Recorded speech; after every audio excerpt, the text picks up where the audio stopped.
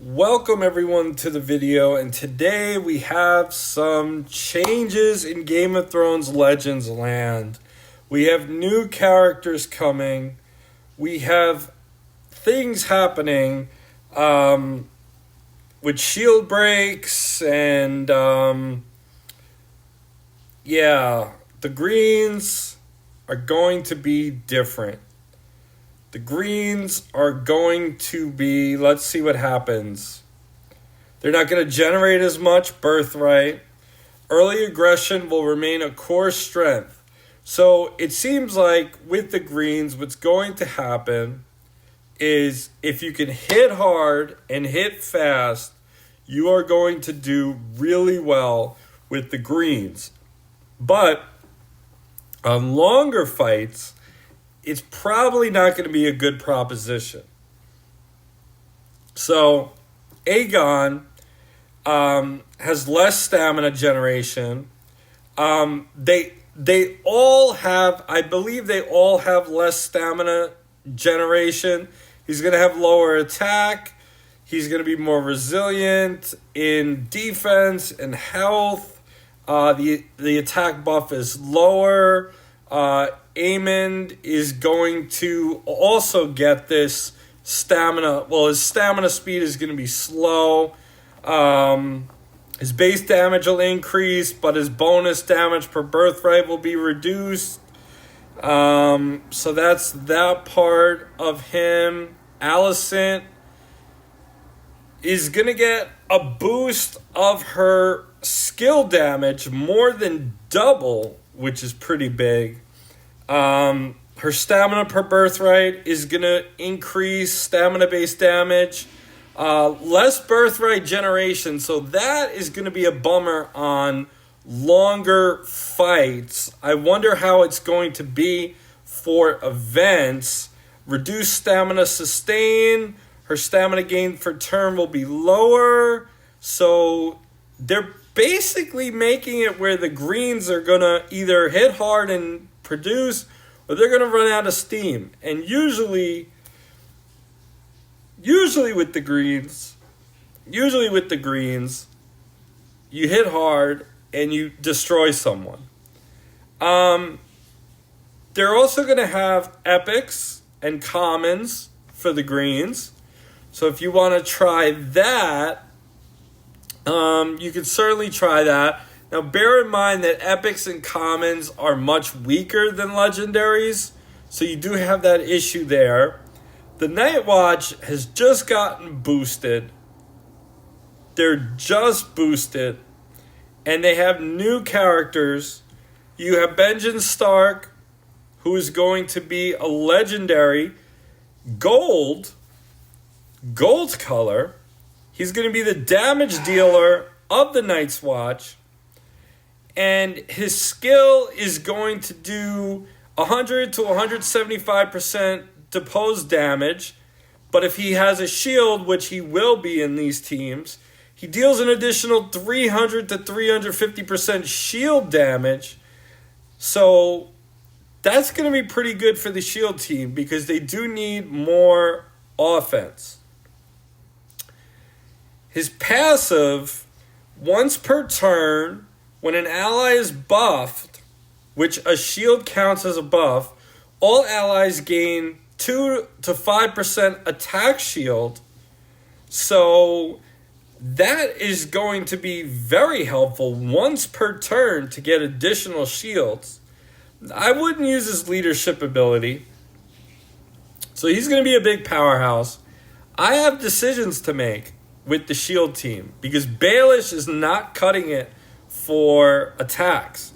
Then you have a legendary blue Yoren, and Yoren is going to do 100 to 150% sustained attack damage for 3 turns.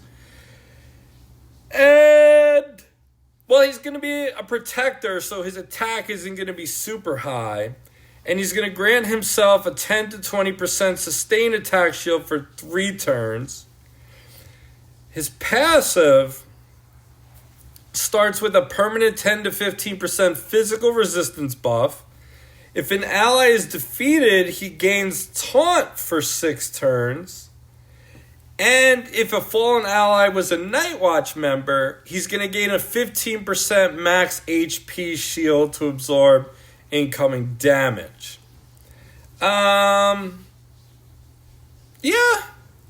So right off the bat, he seems to be useful for a shield team. However, I feel like Benjin is going to be someone that would appeal to me. But I don't know what I'm going to do with the shield team. I really don't know what I'm going to do. Then you have an epic. I'm not going to go over epics because epics aren't great. Alistair has been changed. His skill speed is not very fast anymore. It's fast.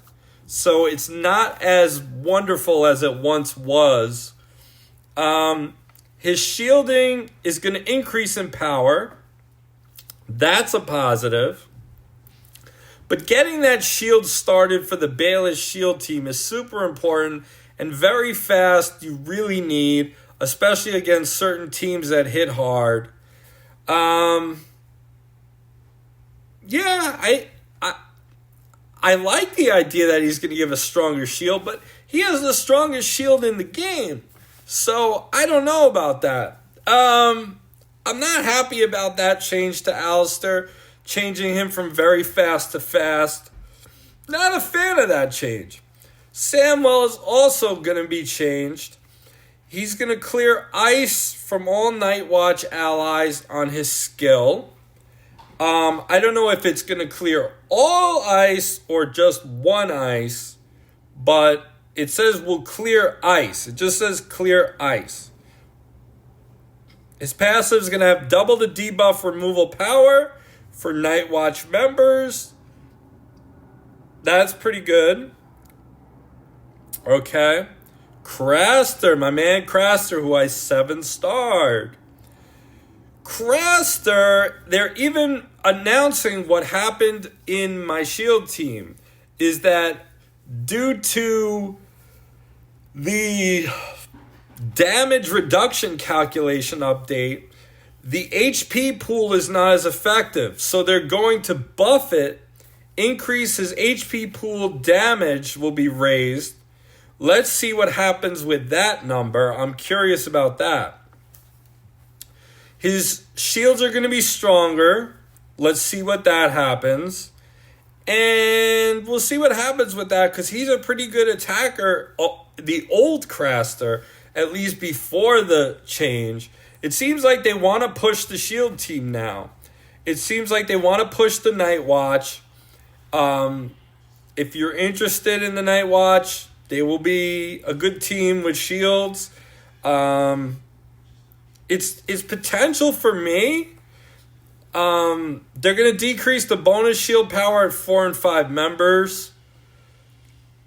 Brienne might not even be worth it anymore in the shield team. Brienne might not even be worth it because Brienne does not generate the stamina for Baelish, and she doesn't hit as hard as she used to with the new damage calculation. So the new guy, Benjin, he might be super useful in my shield team.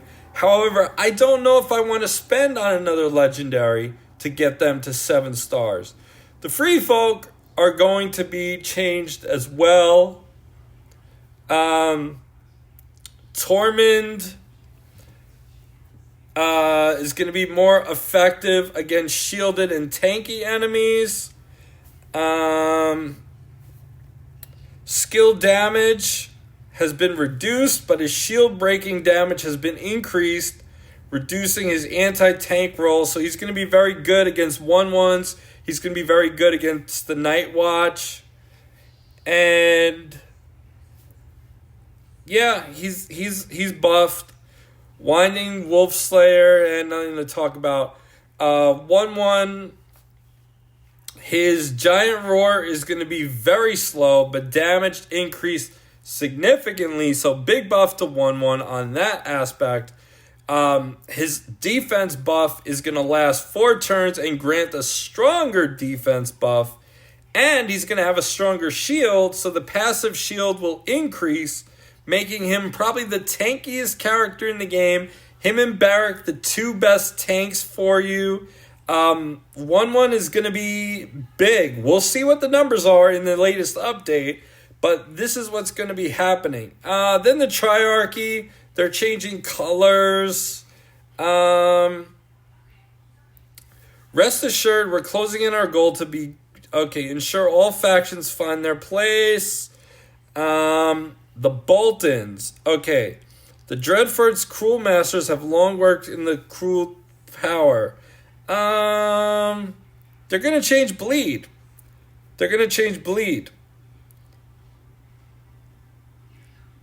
Bleed will hit harder, and more importantly, applying it will reset its duration.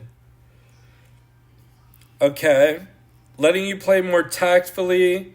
To sharpen it even further, we're focusing bleed application more on single target effect, shifting away from a spread it and forget it mechanic to something more precise.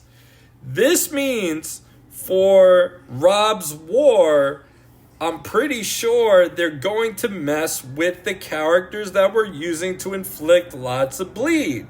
So, Dreadfort Flayer, amazing character on there. They're probably going to adjust it. So, this leaves me at an area where I'm not sure how that's going to be. We're going to have to wait for this update. This update is going to happen soon. Those who have invested in the greens, there's still going to be a good raid team because they could probably take people out 1, 2, 3. We have to look at the numbers. This is just an update telling us of what is happening, but we have to look at the numbers. We have to look at what the stamina they start on for the greens and what the numbers are. I think they'll still be good, but we'll see how they play out. The Night Watch seem interesting. I really like this Benjamin Stark kit so far from what I see. I like his kit. Him, Craster, and Baelish would probably be insane. It seems interesting. Comment below and let me know what you think. And I will talk to you guys in the next video. This update is coming in the next App Store release pretty soon. It's going to shake things up. Take care, guys.